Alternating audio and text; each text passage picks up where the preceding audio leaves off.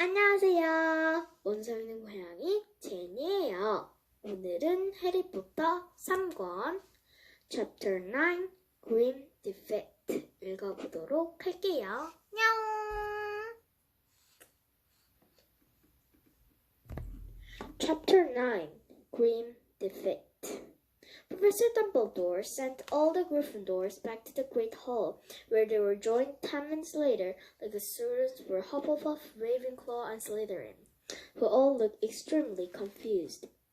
The teachers and I need to conduct the carousel in the castle, Professor Dumbledore told them as Professor McGonagall Flitwick closed all the door into the hall. I'm afraid that your own safety have to spend the night here. I want the prefect to stand guard over the entrance hall, and I'm given the head boy and girl in charge. It is urgent to be immediately, he added person, and looking immensely ground and mold. Send word out of the business. Professor Dumbledore halls, about to leave the hall, and said, "Oh yes, you'll be needing one cordial ways of one." On the long tables flew to the edges of the hall and slipped themselves into the hall, and another raised on the floors covered in hundreds of squishy purple sleeping bags. "Sleep well," said Professor Dumbledore, closing the door behind them. The hall immediately began to buzz excitedly. The Gryffindors were telling the rest of the school about what happened. "I ran into the sleeping bags," shouted Percy. "Come on now, no one talking. Lights out in 10 minutes. "Come on," Ron said to Harry and Hermione. They seized three sleeping bags and dragged them into the hall. "Do you think Bugs still enough?" Hermione whispered anxiously. "Dumbledore seemed to might be," said Ron. "They're very pretty much then, though," said Hermione, carrying Billy dressed to Disney bag. Popped inside the open door. "The one night, what in the tower?" "I reckon it's worth her time being in the room," said Ron. "Didn't realize how it been. Other than the person in here." Hermione shuddered. All around them, people were asking each other the same question. How did he get in? "Maybe he knows how to manipulate." Erwin called her feet far away, just to carry the thing out, you know. "Disguise themselves properly," said the Hufflepuff in the ear. "The thrown in," said the promise. "Honestly, I'm the only person who's ever bothered to read Hogwarts a history," said Hermione crossly at Harry and Ron. "Probably," said Ron. "Why?" "Because the castle's protection by mortal walls, you know," said Hermione. "All sorts of traps upon it, and stop him entering by stealth. You can operate here. And I like to see the disguise who could fool the Dementors. They're guarding every single entrance for the guard. They could sing and fly too, and filtered all the secret passage. They're covered." "The lights are going up now," said Percy shouted. "I want into the sleeping bag and no more talking." The candles all went at once. The only light now looking with silvery ghosts were drifting about the seeking seriously picnics and chanting sling, rich like a sky outside, scattered with stars. What would that and whispering still fill the hall? Harry felt as though he was slipping outdoors in lightning. As once every hour a teacher would reappear in the hall to check everything was quiet. Around 3 in the morning, with many students finally on the sleep, Professor Dumbledore came in. Harry watched intently how the hustle had been pulling between the sleeping bags, telling people off of talking. Percy was only a short way from the Harry, Ron, and Hermione, who quickly pretended to sleep in the whispering room. "And the sound of it, Professor?" asked Percy, with a whisper. "No. All right here?" "Everything under control, sir." "Good. There's no moving them around. I found a temporary garden. There is in their torture room. You'll be back in him tomorrow." "And the fat lady, sir?" "Hiding the map of our furniture in the second floor. Apparently she refused to get back in without passwords. So, tucked. Seemed in distress, but calmed down. His will to restore." Harry held the door. The hall creaked open again. One more footsteps. Headmaster, it was Snape. Harry kept quite still, listening hard. The whole of the third floor has been searched. He's not there, and Filcher's done the thing there either. What about the external tower? Said Professor Trelawney room. The Allery. All searched. Very well, service. And then in respect to Winger. Have you any theories regarding Professor? Said Askbank. Harry raised his hat very slightly and lifted arms to free his other ear. Many servers. Entered unlikely as the next. Harry opened his eyes in French and straightened up where he stood. Dumbledore back used to him. He could see Percy's face wrapped with attention, and Snape's profile looked angry. You remember the conversation we had, said Hermione, just before the start of term?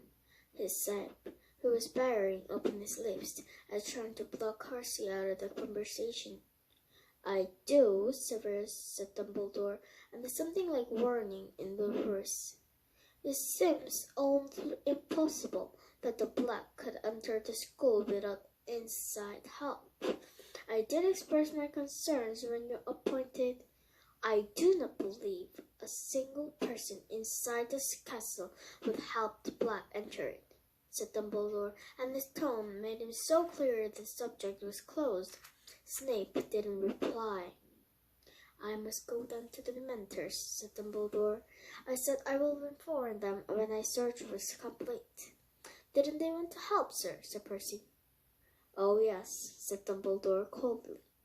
But I'm afraid no Dementor will cross the threshold in the castle while I am headmaster. Percy is slightly abashed. Dumbledore left the hall, looking quickly and quietly. Snape stood for a moment, watching the headmaster with an expression of deep resentment on his face, and he too laughed. Harry glanced sideways at Ron and Hermione. Both of them had their eyes open too, reflecting the scar on ceiling. What was all that about? Ron mouthed.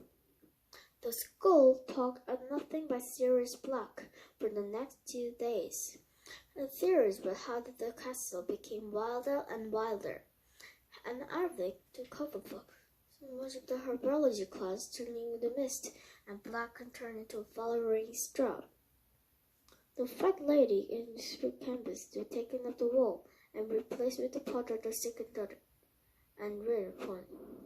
Nobody was going happier about this, so the Duggan had his time challenging people to duel and rest thinking up particularly common passwords his exchange with Price Day.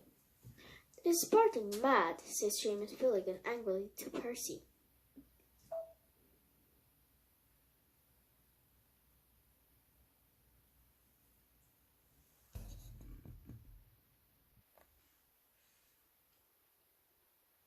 Which is strange he did twice a day.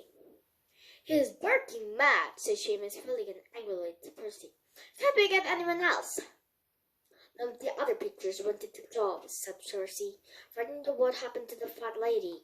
Sir Condon was the only one brave enough to volunteer.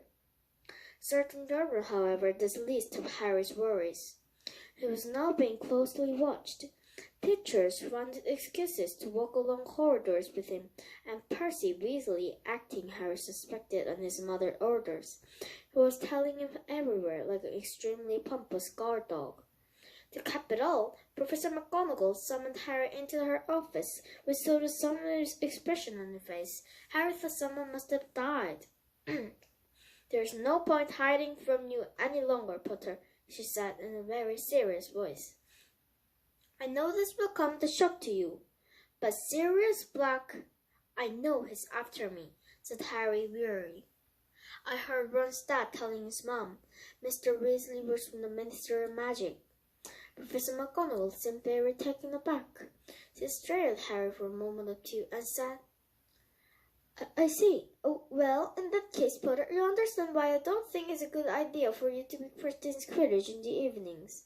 Out of the pitch, only on team members were exposed, Potter. Because of a buncher Saturday, said Harry, outraged. I've got the train, Professor.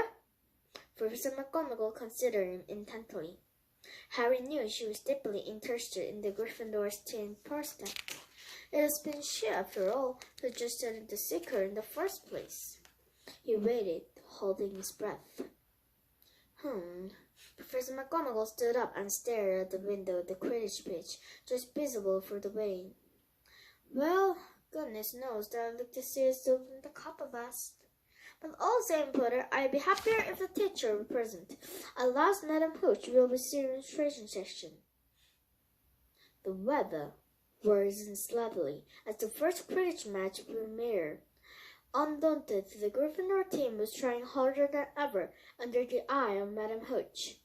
Then, at the high-nose training section before the series match, Oliver Wood gave his team an unwelcome news. "We're not playing Slytherin," he told them, looking very angry. "Please just see me. We're playing Hufflepuff instead." "Why?" chorused the rest of the team. "Flint's excuse is that their Seeker's arm's still injured," said Wood, grinding his teeth furiously. "But it's obvious, wasn't it? Don't want to play his weather. They could damage Bird's chances."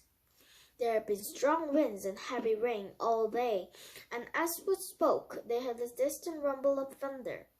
"There's nothing wrong with Malfoy's arm," said Harry furiously. "He's faking it." "I know that, but we can't prove it," said Wood irritably. "We can be practically all those moves, assuming we're playing Slytherin, and the stat is Hufflepuff, and Erstwhile are quite different. They got a new captain and Seeker, Cedric Diggory." Angelina, Alicia, and Katie suddenly giggled. "What?" said Wood, frowning at this light-hearted behavior. "He's that tall, good-looking one, isn't he?" said Angelina. "Strong and silent," said Katie, and they started to giggle again.